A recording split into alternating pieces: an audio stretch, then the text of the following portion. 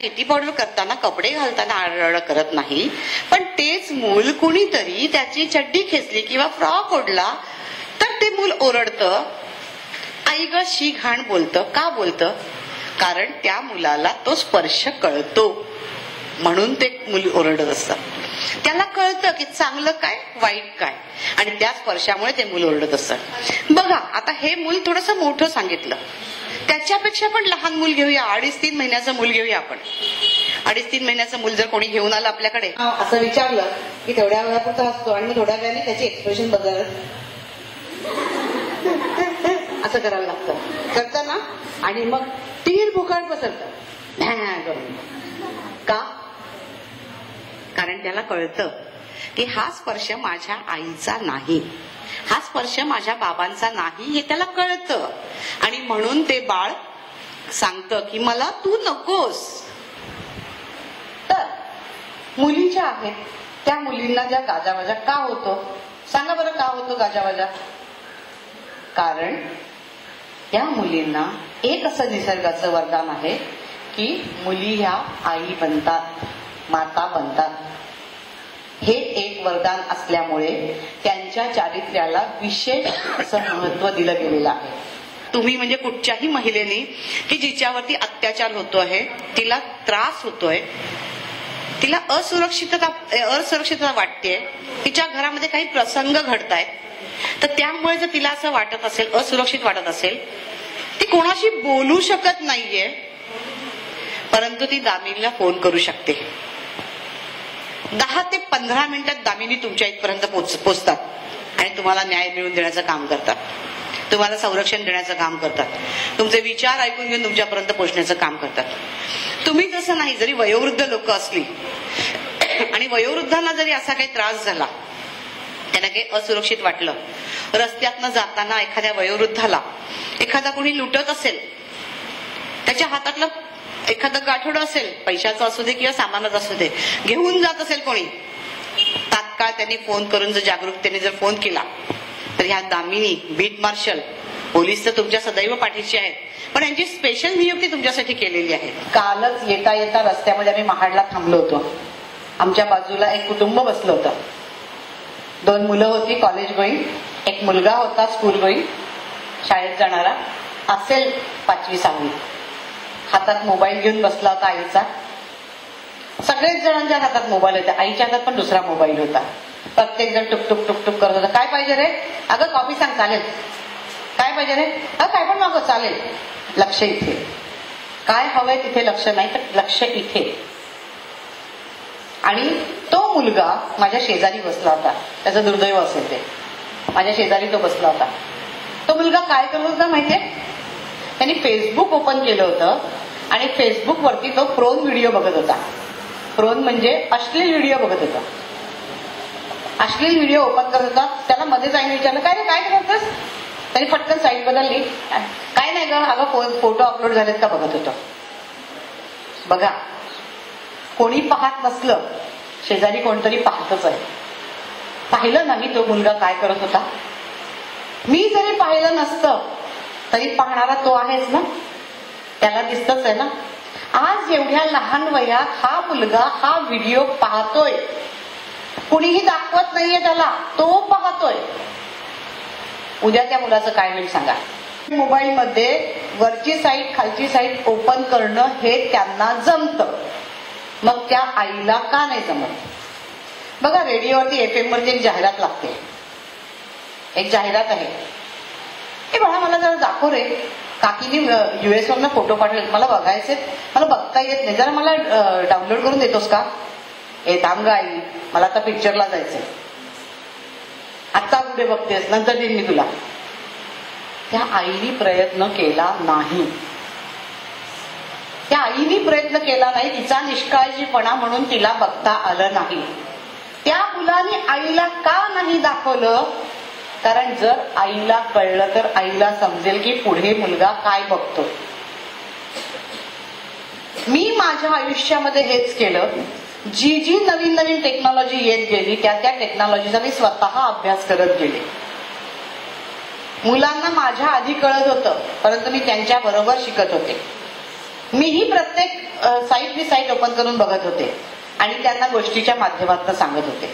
मी हे सारं पालकांसाठी सांगते की काय वाईट काय चांगलं. जर मी त्या मुलाला त्या वेळेला जर सांगितलं असतं किंवा त्या आईनी त्या पिंट्याला जर सांगितलं असतं, हे मला का गधड्या काय करतोयस, काय बघतोयस, हे तू वाटायचंय, म्हणजेच काहीतरी तिथे आहे हे त्या मुलाच्या मनात येणार. आजची पिढी इतकी सुशिक्षित आणि इतकी ऍडव्हान्स झालेली आहे आणि त्यांचा IQ इतका वाढलेला आहे की काय आहे काय आहे पुढे काय पुढे काय हे बघण्याची त्यांची उत्सुकता पण दांडली आहे. गुन्ह्याच्या आगळिकेच्या हेतूने ते बघणार. सगळे शब्द वापरले मी. आता बघा, हे शब्द मी का वापरले, कारण गुन्हा होतो. गुन्हा होतो म्हणजे काय होतं, गुन्हा गुवामध्ये न्हातो तो गुन्हा, वाटली घाण, मग तेच गुन्हा आहे. कारण आपल्याला त्याच्याबद्दल तीव्र घृणा आली पाहिजे. गुन्हा कधी होतो, हेतू पुरस्पर जाणीवपूर्वक गुन्ह्याच्या आगळिकेने गुन्ह्याचा हेतू मनामध्ये ठेवून जेव्हा एखादं कृत्य केलं जातं त्याला गुन्हा म्हणतात.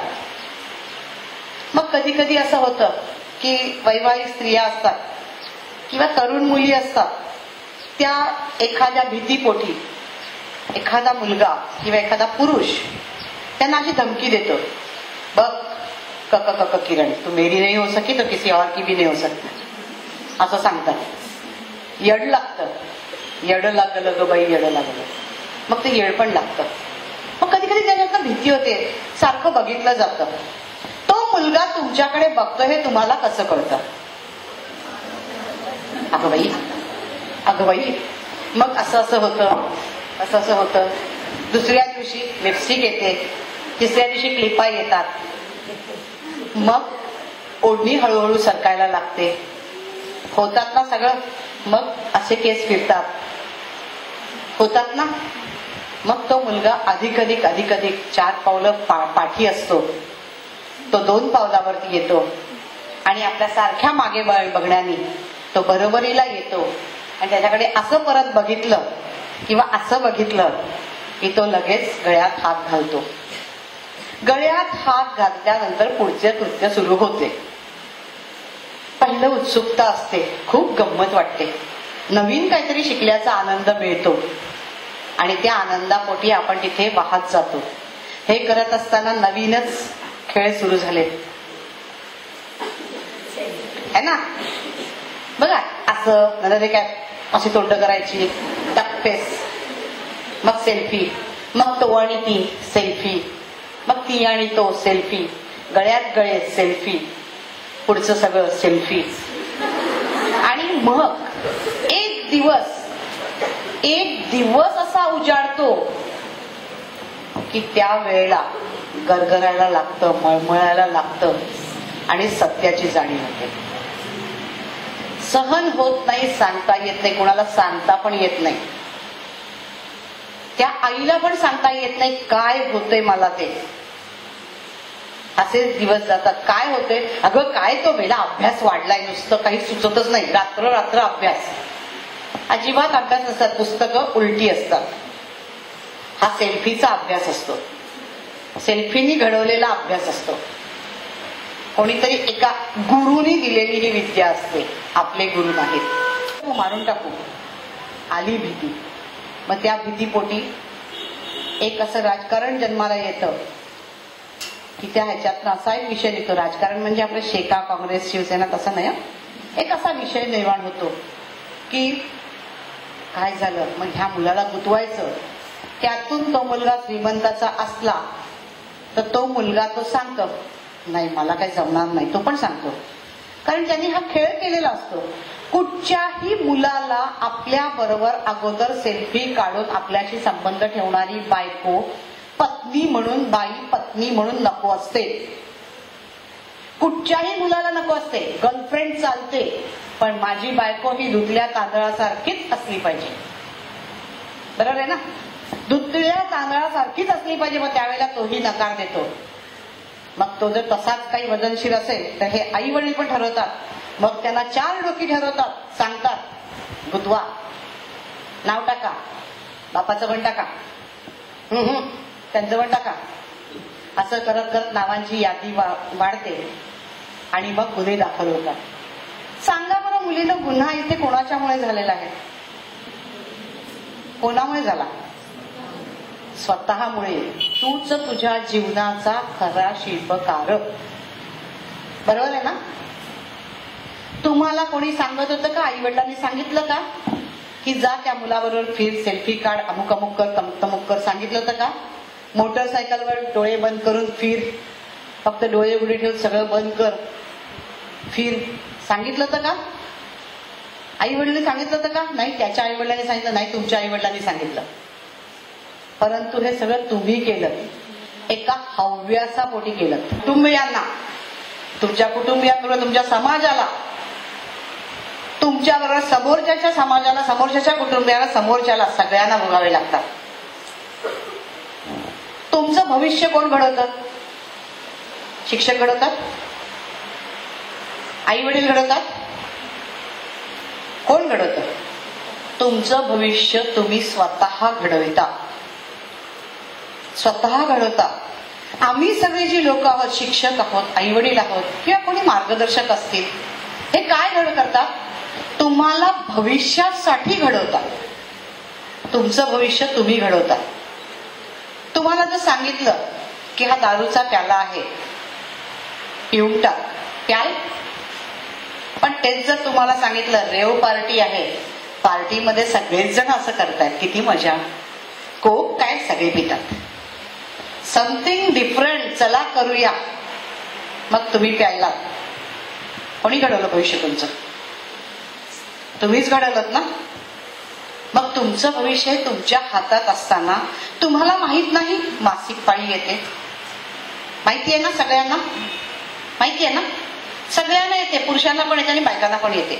कारण ती कुमारी वयाकडनं वयात येण्याची एक घटना आहे, प्रोसेस आहे. आणि ही प्रोसेस प्रत्येकाला आहे. अगदी कुत्र्या मांजऱ्यापासून, कासवापासून, माशापासून सगळ्यांना आहे, पक्ष्यांपासून सगळ्यांना आहे. पण तुम्हाला त्याची जाणीव असते.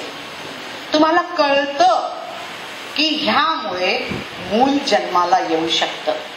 ह्या आपल्या एका धर्मामुळे, मासिक पाळीच्या धर्मामुळे, जर आपला दुसऱ्या ह्याच्याशी संबंध आला, पुरुषाशी संबंध आला, तर त्यातनं मूल जन्माला येऊ शकतं.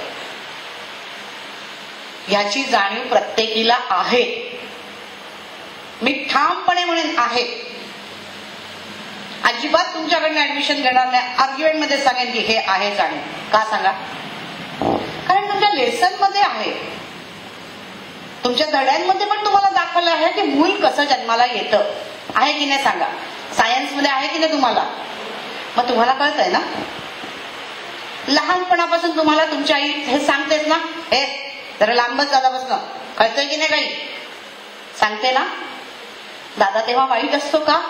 आई वडील तुमचं एटीएम मशीन असतात, तुमच्यासाठी पैसे देतात, तुमच्यासाठी पैसे खर्च करतात, तुमच्या शिक्षणासाठी ते पैसे खर्च करतात. तुम्ही मोठे व्हावेत, चांगले दिसावेत म्हणून तुमच्यासाठी खर्च करतात. तुमच्यापैकी मी 100% गॅरंटीने सांगते, अशा कितीतरी मुली असतील की त्यांच्या आईकडे 2 ते 4च पातळ असतील, पण त्या मुलीकडे नक्कीच 10-12 ड्रेस असतील. त्यातल्या ड्रेसमध्ये नक्कीच 1000च्या वरची असतील, पण त्या आईची साडी 100 ते 250 रुपयापर्यंत जास्तीत जास्त असेल. तरी पण ती आई तुम्हाला तो ड्रेस घेते. गणपतीला आपल्या मुलांना नवीन कपडे घेणारे आई वडील आहेत, पण स्वतः ते जुनं पातळ, गेल्या वर्षीचं पातळ तसंच धुवून घालणारे पण, साड्या नेसणाऱ्या पण बायका आहेत, आई वडील आहेत की नाही सांगा? एका घरामध्ये कसं असतं बघा, कसं त्याचं डुप्लिकेशन होतं बघा. एकदा एक मुलगा असतो, त्याच्या घरात आई वडील असतात, वडील म्हातारे झालेले असतात. अहो बघा, आहेत का? तिथून टोमणे सुरू होतात. बायको सांगते, बघा आहेत का मॅनर्स? खाताना बघतायत का कसं सांगते बघा, किती घाण वाटतंय. कशाला ते पाहिजे आपल्याबरोबर बसायला? तुम्ही बघा, तुम्ही तेज बसणार तर मी नाही बसणार, हे डायलॉग सुरू होतात. मग त्यातनं एक दिवस त्या वडिलांच्या हातातनं ती काचेची प्लेट खाली पडते. काय म्हातारड्या, तुला कळतंय की नाही? कसं काय चाललंय तुझं हे? किती वेळ मी सहन करायचं? आज ही काचेची प्लेट फोडलीस, आजपासून तुम्ही आमच्याबरोबर बसायचं नाही. बस झालं, म्हाताऱ्यांबरोबर बसणं आम्हाला नाही जमत. हे उद्यापासून आहे ना आतमध्ये जेवायला दे, आपल्या बरोबर नको. बिचारे आजोबा, बिचारे ते बाबा खाली मान घालून गपचूप आतल्या खोलीत बसून राहतात. त्यानंतर आठवडाभर ते जेवायलाच येत नाही. त्या मुलाचा पण एक छोटा मुलगा असतो. तो मुलगा हा सगळा प्रकार बघतो. तो प्रकार बघतो तेव्हा तो आतमध्ये एक दिवस तो जेवायला येत नाही, बाहेर असतो. त्याचे वडील त्याला बोलत जातात, अरे आतमध्ये ये, अरे बंड्या आतमध्ये ये, अरे सोन्या जेवायला ये, जेवायला ये. थांबा हो बाबा, आलो हो बाबा. तो मुलगा करतो. बाबा जाऊन बघतात, तो येत नाही. बाबा जाऊन आई जाऊन बघते तिथे काय करतो. तो मुलगा एक लाकडाचा तुकडा घेतो आणि त्या लाकडाच्या तुकड्याला ठोकून ठोकून ताट बनवायचा प्रयत्न करत असतो. त्याचे बाबा त्याला विचारतात, काय चाललंय हे तुझं? हाताला लागेल की नाही? नाही बाबा, काय माहितीये का, तुम्ही आजोबांना ओरडलात काचेची प्लेट पडली म्हणून. उद्या तुम्ही पण म्हातारे व्हाल आणि तुमच्या हातला प्लेट पडली तर, म्हणून मी तुमच्यासाठी ही प्लेट बनवतोय. बघा, त्या इवल्याच्या जीवानी जाणीव करून दिली की तुम्हीही वयोवृद्ध होणार आहात. मग तुम्हाला माहितीये की नाही तुम्ही म्हातारे होणार आहात, आई वडील होणार आहात, माहितीये ना? मग अशा वेळेला तुम्ही तुमच्या आई वडिलांना त्रास देणं कितपत योग्य आहे? आज तुम्ही तुमच्या आई वडिलांना त्रास दिलात, त्यांच्या मनाविरुद्ध काही कृत्य केलं तर उद्या हे तुमच्या बाबतीतही घडणार आहे. वाईट टाकण्याचे पण प्रयत्न बरेचसे असे होतात, असे बरेचसे प्रश्न उद्भवतात वाईट टाकण्याचे. आहेत माझ्या कानावरती पोलादपूरच्या केसेस. वाईट टाकणं म्हणजे काय? एक्सकम्युनिकेशन. एक्सकम्युनिकेशन म्हणजे संवादापासून दूर नेणं म्हणजे वाईट टाकणं. यातनं ज्ञानेश्वर माऊलींचे वडील पण सुटले नाही. त्यांना देखील वाईट टाकलं गेलं होतं. का बरं? कारण ज्ञानेश्वर माऊलींच्या वडिलांनी आणि आईने त्यांनी संन्यासाश्रम घेतला होता आणि संन्यासाश्रमातनं ते परत गृहस्थाश्रमात आले आणि त्यानंतर त्यांना मुलं झाली. ज्ञानेश्वर, मुक्ताबाई, सोपानदेव सगळी मुलं झाली आणि म्हणून त्यांना समाजाने वाईट टाकलं. शेवटी त्यांनी देहत्याग केला. त्या काळात झालं हो, पण अजूनही त्या प्रथा चालू आहे. योग्य आहे का? प्रत्येकाला जगण्याचा हक्क आहे, आपलं मत मांडण्याचा हक्क आहे, विचार मांडण्याचा हक्क आहे. मग जर एखाद्या मुलाचं एखाद्या दुसऱ्या धर्मातल्या मुलीशी लग्न झालं किंवा एखाद्या मुलीची दुसऱ्या धर्माच्या मुलाशी लग्न झालं किंवा एखाद्या मुलाने त्यांच्याकडे मांस मच्छी व्याज्य असताना जर मांस मच्छी ग्रहण केलं तर त्याला वाईट टाकून हे प्रश्न सुटतील का? काय सांगायला पाहिजे? अरे राजा, तू जर खाल्लं तर तुलाच त्याचा त्रास होईल असं जर समजावून सांगितलं तर तो मुलगा काय करेल? दारू पिऊ नकोस सांगितलं तर तो काय करेल? दारू पिल्यामुळे नको रे, तुझी तब्येत बिघडेल, बघ कसं होतंय लोकांचे, संसार बघ लोकांचे, काय होईल? केलंयच लग्न रे, आता सुखाने नांदवायची जबाबदारी तुझी आहे असं सांगितलं तर काय होईल? नक्कीच संबंध सुधारले जातील, सगळे एकत्र येतील, मन जोडली जातील. वाईट टाकल्याने काय होईल? खून, मारामाऱ्या, भानगडी, काय काय काय काय काय काय होईल? जर तुम्ही सकारात्मक वृत्तीने चाललात, स्वसंरक्षणाचे धडे घेतले तर तुम्ही नक्कीच सुरक्षित व्हाल. मी एवढ्या गोष्टी तुम्हाला सांगितल्या त्या तुमची जीवनमूल्य म्हणून सांगितल्या, नैतिकता म्हणून सांगितले. नैतिकतेची तुमची बांधिलकी आहे. बघा, आपल्याकडे ह्या दामिनी आहेत, ह्या दामिनीने तुमच्या सेवेसाठी तिथे यायलाच पाहिजे. तुम्ही फोन केल्यानंतर त्यांनी यायलाच पाहिजे. त्यांची ती जबाबदारी आहे. नाही येत म्हणजे काय? पण त्या दामिनीच्या घरी देखील मुलं आहेत, त्या दामिनीच्या घरी देखील संसार आहे. त्याचा आपण कधी विचार करतो? काल परवा कंटिन्युअस पोस्ट येत होत्या, आहेत कुठे पोलीस? रस्ते जाम झालेले आहेत, ट्रॅफिक जाम झालेले आहेत.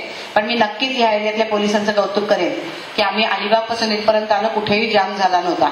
फार छान रीतीने कंट्रोल केला होता वाहतुकीवरती आणि वाहतूक कोंडी सोडवलेली होती. आता मला सांगा, वाहतूक कोंडी करणारे कोण? कोण? आपणच ना?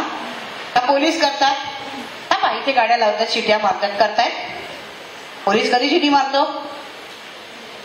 जर त्याला गैरकानूनी काही दिसलं तरच शिटी मारतो की नाही? तो अलर्ट कॉल असतो. परंतु जाऊ दे रे, माझी काढतो बाजूने, मग त्याच्या गाडीत बसले, काढ साईडनी मार, कट मार असतात चढवणारे. पण हे बघ, काढली की नाही, ठेवल्या 50 गाड्या पाठी, आलं की नाही पुढे, पोलिसाला घाबरतोय, पुढे कुठेतरी जातो, पडतो आडवा. मग कुठे आहेत पोलीस? काय करतात पोलीस? लक्ष कुठे त्या पोलिसांचं? कोणी घडवलं त्याचं नशीब? कोण शिल्पकार त्याच्या जीवनाचा? तोच ना. मग अशा वेळेला काय दोष असतो? चला हवा येऊ द्या. बरोबर, तसं ज्ञान कमी आहे माझं. चला हवा येऊ द्या. जॅकी श्रॉफ आला होता. जॅकी श्रॉफला वाटलं, त्याने प्रश्न विचारला निलेशनी, कसं वाटलं तुम्हाला जॅकी दादा? एवढा प्रवास केलात तुम्ही, चाळीतून घरात एवढ्या मोठ्या बंगल्यापर्यंत आलात, फार छान प्रवास केलात तुम्ही. काय उत्तर दिलं जॅकी दादांनी? हो, फार छान. पण आता तुम्हीच सांगा, मी काय गमावलं आणि काय कमावलं? जेव्हा मी चाळीत राहत होतो तेव्हा मी बिनधास्त गणेशोत्सवाला येत होतो. जेव्हा मी चाळीत राहत होतो तेव्हा मी बिनधास्त रस्त्यावरनं फिरत होतो. जेव्हा मी चाळीत राहत होतो तेव्हा माझी आई माझ्या शेजारी राहत झोपत होती. मला खोकला झाला की माझी आई उठत होती, मला पाणी पाजत होती, मला औषध देत होती. आईला खोकला आला की मी आईसाठी उठत होतो, आईची सेवा करत होतो. त्यातून नंतर आम्ही फ्लॅटमध्ये आलो, थोडीशी सुधारणा झाली. त्याच्यानंतर बंगल्यात आलो, आईची एक खोली, माझी एक खोली. आई तापाने आजारी होती हेही मला कळलं नाही. शेजारच्या खोलीत आईला ताप आला, आईला अटॅक येऊन आई गेली, मला कळलं नाही. काय कमवलं, काय गमवलं? बघा, एवढ्या चाळीतून तो इथपर्यंत गेला, आपल्याला दिसलं ते त्याचं सुख दिसलं, पण त्याच्या पण मध्ये एक माणूस होता, त्याच्यामध्ये पण दुःख लपलेलं होतं की त्याला त्याची आई गमावली गेली हेही कळलं नाही. या सुखामुळे पाण्याचा त्याग बघून दूध त्याला म्हणतं, अरे मित्रा, तू माझ्यामध्ये सामावून गेलास आणि तुझं मूल्य वाढलं. बघा ना, पाणी कोण विकत घेतं का? बिस्लरी घेणारे आहेत, पण जनरली पाणी हे आपल्याला फ्रीच मिळतं आहे ना. ते पाण्याला काही मूल्य नसतं, पण तेच दूध 50 रुपये लिटर, 40 रुपये लिटर, 60 रुपये लिटर या भावाने जातं. त्या दुधात पाणी मिक्स केलं की त्या पाण्याला पण भाव तोच मिळतो जो दुधाला मिळतो. हा कसं नातं आहे. पण ह्याच पाणी दुधामध्ये जर लिंबाचे 4 थेंब पडले तर काय होईल? फुटेल. लिंबू पाणी दोघे वेगळे होतील, फुटतील. तसंच आपल्या आयुष्याचं आहे. आपलं आयुष्य जोपर्यंत आपण चांगल्या प्रकारे करतोय, एकमेकाला धरून, नाती धरून चालतोय, तोपर्यंत आपलं आयुष्य अतिशय उत्तम आहे. परंतु जर त्याच्यामध्ये तडा गेला, लिंबाचे थेंब पडले, आपल्या नात्यामध्ये जर लिंबाचे थेंब पडले, तडा गेला तर काय होईल? आपली नाती विस्कटून जातील. आपला हा संसाराचा जो गाडा आहे हा विश्वासावरती बांधलेला आहे. आपला हा ताजमहाल आहे, हा विश्वासावरती बांधलेला आहे. पण ह्याच ताजमहालाला अविश्वास आला तर लग्न देखील मोडतात. अविश्वास कशामुळे येतो? आपल्या एखाद्या कृत्यामुळे येऊ शकतो, आपल्या एखाद्या वागण्यामुळे येऊ शकतो, संशयामुळे येऊ शकतो, व्हॉट्सअपवरच्या मेसेजमुळे पण येऊ शकतो. एकमेकाचे मेसेज येतात, ग्रुपमधून पण मेसेज येतात, मग त्याला आपण सिंगल चॅटिंग करतो. सिंगल चॅटिंग करता करता तो म्हणतो, किती ग छान दिसतेस, तुझ्याकडे बघितले की मला कॅटरीना कैफच दिसते, तुझ्याकडे बघितले की मला ऐश्वर्या रायच दिसते, आता आरची दिसायला लागली. मग लगेच आपल्यातली आरची जागी होते. हो रे, तूच परशा, तूच माझा. हळूहळू ही भावना वाढत जाते आणि तुमची पावलं असुरक्षिततेकडे पडू लागतात. तुम्ही त्यांना मेसेज पाठवता, हो रे, तुझ्याखेरीज मला झोप येत नाही. आपला तो प्रसंग मला अजून आठवतो. पुलाखालचा रे, अजून आठवतो. अंगावरती रोमांच उभं राहतं. जातात मेसेज एकमेकाला, काही दिवसांनी त्या मुलीचं लग्न होतं. सासरी जाते तेव्हा त्या मुलाला क किरण झालेला असतो त्याचा. शाहरुख खान झालेला असतो. तो म्हणतो आता मी तुला होऊन देणार नाही त्याची. मग तो त्याला हळूच मेसेज करतो, एखादा फोटो सेल्फीतला पाठवतो, गेला हो तू. तिकडून मेसेज येतो, तुझ्या अगोदर मीच. झाली सुरुवात. पिळलं लिंबू, दुधामध्ये लिंबू पिळलं, पाणी वेगळं व्हायला लागलं, दूध वेगळं व्हायला लागलं, असुरक्षितता आली. आणि मग काय होतं, नाती गोत्यात यायला लागली. हे का झालं? कारण आपलं पहिलं पाऊल चुकलं होतं. पहिलं पाऊल चुकल्यामुळे दुसऱ्या पावलावरती आपल्याला काचा लागल्या. चुकून माकून एखाद्या परशाबरोबर फिरत असाल, थांबा ग पोरींनो, नका करू असं, नका वागू असं. तुमच्यासाठी पण एक राजकुमार आहे. परीकथेतील राजकुमारा येतो ना स्वप्नात. तो स्वप्नातला राजकुमार तुमच्यासाठी पण नक्की येणार आहे. पण त्याच्यासाठी तुम्हाला शिक्षण घेणं गरजेचं आहे. तुम्हाला शिकणं गरजेचं आहे. आता किती जणींना वाटतं की आपण शिकावं, वकील व्हावं, पोलीस व्हावं, न्यायाधीश व्हावं? किती जणींना वाटतं डॉक्टर व्हावं? शाबाश, तुमच्यासाठी जोरदार टाळ्या. माणसांची नाती जोडावी, स्नेहसंबंध जोपासावेत, मार्गदर्शन घ्यावेत. ह्या मार्गदर्शन घेण्यासाठी आणि देण्यासाठी आज मला संयोजकांनी, आमच्या शैलेशबाईंनी इथे बोलवलं. मी त्यांची मनापासून आभारी आहे. मैत्रिणींनो, चुका होत असतील तरी सुधारा. असुरक्षितता ही ह्यामुळेच येते की आपण केलेल्या चुकांमुळे येते. भीती, नैराश्य, दबाव, हव्यास, मला त्याच्याकडनं काहीतरी मिळणार आहे, क्षणिक एक मोबाईल मिळतो, क्षणिक एखादा ड्रेस मिळतो किंवा 100 रुपयाची नोट मिळते, त्याच्यासाठी आपण आपलं सर्वस्व गमावून बसतो. असं काही करू नका मुलींनो. आयुष्य तुमचं आहे, चारित्र्य तुमचं आहे, अतिशय अमूल्य आहे. प्रेम तुम्हालाही करायचं आहे, तुम्हालाही चांगली आई व्हायचं आहे, तुम्हालाही मोठं व्हायचंय आणि तुम्हालाही यशस्वी व्हायचंय. यशाचा मार्ग जरी खडतर याच्यातनं जात असला तरी तो मुश्किल नाहीये.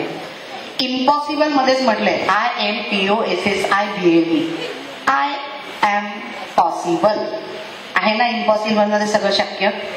मग हे इम्पॉसिबल मध्ये शक्य आहे, हे तुम्हालाही शक्य आहे. नीट विचार करा, स्वसंरक्षणाचे धडे घ्या. तुमच्यावरती जर कोणी दबाव आणत असेल, तुम्हाला कोणी असुरक्षित करत असेल तर त्याच्या विरुद्ध आवाज उठवा. तुमच्या आवाजासाठी स्वयंसेवी संस्था आहेत. ही संस्था देखील तुमच्यासाठी खूप चांगलं काम करते. मला खरंच खूप आनंद झाला आज ऐकून की ह्या पोलादपूरमध्ये गेली 60 वर्षाची परंपरा आहे की एकच सार्वजनिक गणपती. मला खरंच तुमचा खूप अभिमान वाटतोय की एक गणपती तुम्ही करताय. टिळकांनी सार्वजनिक गणपतीची परंपरा त्याच्यासाठीच आणली की सगळ्यांनी एकत्रात यावं. आज तुमचे मंडळ तुमच्यासाठी एवढे चांगले प्रोग्राम करतायत, तुमच्यासाठी मार्गदर्शक, वेगवेगळे मार्गदर्शक आणतायत, तुमच्यापर्यंत तुम्हाला दिशा देण्याचं काम करतायत. तुमचं छीड तुमच्या हातात आहे. तुम्ही तुमच्या होडीचे नाविक आहात, कॅप्टन आहात. तर तुम्ही तुमची होडी कशी हातायची हे तुमच्या हातात आहे. यशस्वी होण्याचा मार्ग सोपा आहे जर तुम्ही ठरवलात तर. शिस्त, सातत्य, कठोर परिश्रम म्हणजे ढोर मेहनत नाही तर परिश्रम केलेत, सत्यतेच्या सकारात्मक भावनेने चाललात तर यश तुमचंच आहे. मी तुमच्या उर्वरित आयुष्यासाठी तुम्हाला यश चिंतित आहे. इतका वेळ बोलण्याची संधी दिली म्हणून मी सगळ्यांचे आभार मानते. तुमच्यासाठी उत्तम आरोग्याची. संपलं नाही भाषण माझ्या. कलाताई पण ती आता बाईंची बहीण झालेली आहे, जिने आता आनंदवन भुवनी म्हणून तिची सळी आत्ताच आपल्या रामदास पठारावरती प्रदर्शित झाली. आमच्या शैलेशबाईंच्यामुळेच प्रदर्शित झाली. कला पाटील, ऍडव्होकेट कला पाटील, वकील आहे, संगीतकार, गीतकार, गायिका, सगळं काही आहे. तिला पण संधी ह्या पोलादपूर मधूनच मिळाली. मी पोलादपूरकरांची खरोखर शतशः ऋणी आहे. आज ती सीडी लता मंगेशकर यांना मिळणार होती पण ती माझ्या ताईला मिळाली आणि माझ्या ताईने तिचं सोनं केलं. मी खरंच हिरा शोधल्याबद्दल शैलेशबाईंचे पण आभार मानते. आणि तुमच्यासाठी एक गाणं म्हणून कार्यक्रमाची माझ्या भाषणाची सांगता करण्याचा प्रयत्न करते, चालेल ना? ये मत कहो खुदा से मेरी मुश्किलें बड़ी है, ये मत कहो खुदा से मेरी मुश्किलें बड़ी है, इन मुश्किलों से कह दो मेरा खुदा बड़ा है, इन मुश्किलों से कह दो मेरा खुदा बड़ा है।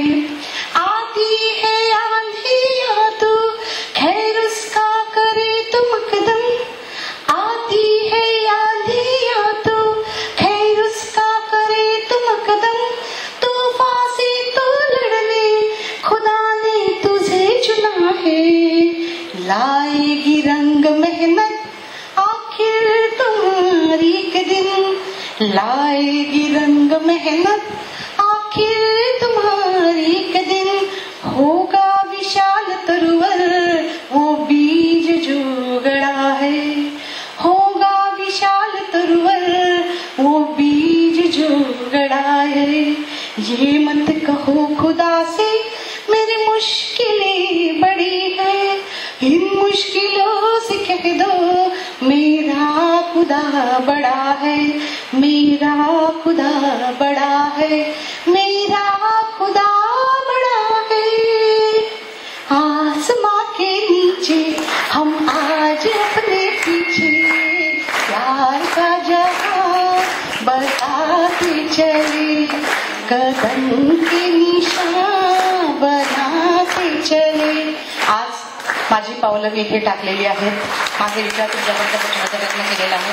हे ईश्वरा सर्वांना चांगली बुद्धी दे, चांगलं आरोग्य दे आणि ह्या पोलादपूरमधूनही चांगल्या कन्या घडू दे हीच ईश्वराकडे प्रार्थना करते। जय हिंद, जय महाराष्ट्र। या मंडळामार्फत ऍडव्होकेट नेहा राऊत यांच्या कडून तुम्हाला आम्ही दिलेला आहे आणि हा आज आम्हाला खरोखर अभिमान आनंद वाटतोय की आपण तो कार्यक्रम शांतचित्ताने चांगल्या पद्धतीने ऐकलात। तर हे मार्गदर्शन आपण आपल्या ह्याच्याप्रमाणे आपणही आपल्या जे आजच्या अनुभवाचे त्यांचे जे बोल आपण जे ऐकले ते आपण आपल्या सवंगडी आपले जे मित्र मैत्रिणी असतील त्यांनाही सांगा आणि जीवनामध्ये कसं वागायचं आणि कसं राहायचं हा आदर्श डोळ्यात समोर ठेवून आपण आपल्या घराण्याचं आई वडिलांचं नाव उज्ज्वल कराल अशी मी अपेक्षा बाळगतो। आणि या इथे आपण थोडंसं सुरुवातीला जो सत्कारचा कार्यक्रम घ्यायचा होता आपण घेतला नव्हता, तर ऍडव्होकेट नेहा राऊत यांचा आपण आता जो मंडळाकडे सन्मान करणार आहोत तर त्यांनी तो सन्मान स्वीकारायचा आहे। तर मी मंडळाच्या पदाधिकाऱ्यांना सगळ्यांना विनंती करतो की ते स्टेजवरती यायचंय। तर अध्यक्ष या नात्याने मी त्यांचा सन्मान करणार आहोत, तर त्यांनी जर त्यांचा सन्मान स्वीकारायचा आहे मी असं स्वीकारावं असं मी त्यांना विनंती करतो। मुली कोण बोलतात की नाही?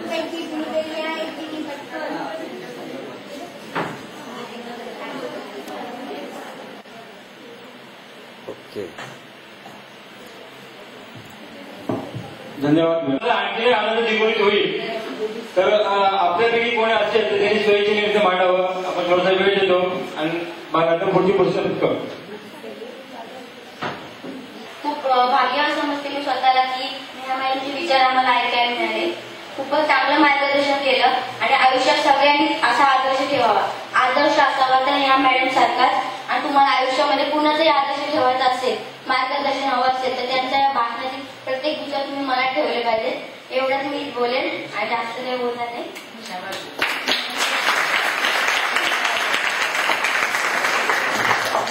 आपल्या पूर्ण रायगड जिल्ह्यामध्ये 10 तालुक्यात दामिनी पथकाची नेमणूक केलेली आहे आणि त्यासाठी प्रत्येक तालुक्यामध्ये 3-3 लेडी खास दामिनी पथकासाठी नेमलेले आहेत। आता मी तुम्हाला पीसीआर ऍप्स, तुम्हाला माहिती आहे पीसीआर ऍप्स म्हणजे काय आहे ते, त्याबद्दल थोडी माहिती देत आहे। पीसीआर ऍप्स सगळ्यांकडे स्मार्टफोन आहेत, घरी तरी असतीलच, कारण आजकाल सगळे स्मार्टफोन वापरतात, आपण व्हॉट्सअप तर वापरतोच, त्याचप्रमाणे एक पीसीआर प्ले स्टोअर मध्ये जाऊन पीसीआर ASK म्हणून क्लिक हे करायचं आहे आणि आपली पूर्ण माहिती, आपला फोटो, जसं आपण डीपीला वगैरे फोटो लावतो व्हॉट्सअपला, तसा आपला फोटो, आपली पूर्ण माहिती त्यामध्ये डाउनलोड करायची आहे।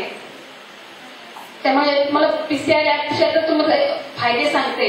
जर तुम्ही कुठल्याही संकटात असाल की तुम्ही फोन करू शकत नाही, बॅलन्स नाही, तर ते पीसीआर ऍप्स ऍप्स मध्ये फक्त तुम्ही तो बटन क्लिक केलात तर तुमची माहिती डायरेक्ट कंट्रोलला जाईल की तुम्ही कोणत्या तरी अडचणीत कोणत्याही अडचणीत आहात, तुमचं लोकेशन मिळेल तिथले, आणि मग कंट्रोल तसं आम्हाला म्हणजे तुमच्या जवळ कोणी कुठलंही पोलीस स्टेशन किंवा दामिनी पथक, बीट मार्शल असेल त्यांना माहिती द्याल आणि तुम्हाला ती तात्काळ माहिती मिळणार. म्हणून तुम्ही PCR ऍप डाउनलोड करून घ्या. कारण आजचं युगच तसं आहे. तुम्ही आता तुमचं हे असं वय आहे की तुम्ही ह्या वयाच्या ह्याच्याने थोडं दुसऱ्याकडे वळतात. तुम्हाला सगळं माहिती आहे, खूप स्पष्ट बोलायला पण मॅडमने तर सांगितलेलंच आहे. त्याच्यामुळं तुम्हाला काही अडचण असेल आणि कोण त्रास देत असेल तर लगेच आम्हाला फोन करा. आमचा दामिनीचा नंबर पाहिजे असेल तर तुम्ही लिहून घेऊ शकता.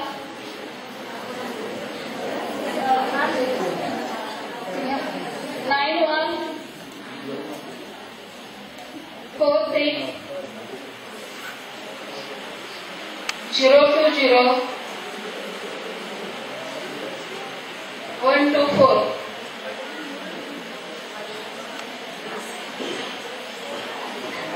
राऊत मॅडमनी आजचा हा सुसंवादाचा कार्यक्रम अतिशय उत्कृष्ट पद्धतीने मांडला की त्याचा मुलींमध्ये येणारं पुढे भविष्यामध्ये मुलींना कसं वागायचंय हे आपल्याला एका विद्यार्थिनीने प्रातिनिधिकरित्या सांगितलं आणि याचा आनंद निश्चितच मॅडमना झाला. लगेच मॅडम म्हटल्या पण माझा एक हिच्या बरोबर फोटो असू दे, हो ना मॅडम. तर हे जे अपील होणं असतं ना, हे आपल्या व्यक्ती विकासाची सुरुवात असते. डोमेस्टिक व्हायलन्स म्हणजे घर संसारामध्ये पण काहीही अत्याचार होऊ शकतात. तर अशा अत्याचारांसाठी आपल्याला हाक मारायची कोणाला की आपण ते बोलू शकत नाही. मैत्रिणींमध्ये बोलू की नको बोलू, आई वडिलांना सांगू की नको सांगू, मॅडमना सांगू पण मॅडम सगळ्यांशी बोलल्या तर काय होईल, असं न वाटता थेट आपला संपर्क जर या दामिनीशी असेल तर ती आपल्याला कायदेशीरही सल्ला देईल. पोलीस आणि या वर्दीला आपण जे जरा वचकून असतो ती आपली भीती काहीशी नाहीशी होईल आणि येणारे प्रश्न हे आपल्याला निर्भीडपणे मांडून भविष्यामध्ये कोपर्डी सारखी घटना आपल्या इथेही घडणार नाही याची दक्षता आपण आपल्या वागण्यातूनच निर्माण करायचे. कारण मॅडमनी बरेचसे मुद्दे सांगितले की ATM हे पालक आणि पाल्य हे आधारवड असलं पाहिजे. अतिशय छान संकल्पना मॅडमनी ही सांगितली. आज मॅडमनी ऍडव्होकेट म्हणून ज्या खूप कायद्यांची उगाच कलम दाखवत आजचा हा संवाद साधला नाहीये, मला फार त्यांची वक्तृत्वाची धाटणी आवडली. कुठल्याही क्षेत्राला भरारी मारायचं असेल तर आपलं चारित्र्य हे अतिशय स्वच्छ असलंच पाहिजे. आपली नजर स्वच्छ आणि अभिमानाची आत्मविश्वासाची असली पाहिजे. मला जे जायचंय तिथे मी जाणार, कितीही कोणी आडवं आलं तरी आडवंच घालणार त्याला, त्याच्यावर पाय देऊन मी निश्चित यशस्वीतेकडे मार्गक्रमण करणार. हेच ध्येय आत्मसात. आपल्याला बरेचसे मार्गदर्शक टप्पे आपल्या गुरुजन आहेत, राऊत मॅडम सारखे आहेत, आता या गौरी जाधव मॅडमने आपल्याला हे टप्पे दिले. हे टप्पे आपल्या जीवनाकडे यशस्वीतेचे जाणारे टप्पे आहेत. ही माध्यमं तुम्ही तुमची निवडा आणि भरपूर यशस्वी व्हा आणि पोलादपूरचं आपलं नाव उज्ज्वल बनवा. हेच या निमित्ताने सांगते. सार्वजनिक गणेशोत्सव मंडळाला त्यांची अध्यक्ष पाटणकर साहेब आणि सर्व त्यांच्या टीमला धन्यवाद देते आणि त्या टीमला आमच्या शैलेशजींनी या उत्तम सुंदर वक्त्या लाभू दिल्या, त्यामुळे त्यांचेही मी माझ्या वैयक्तिक वतीने आभार मानते.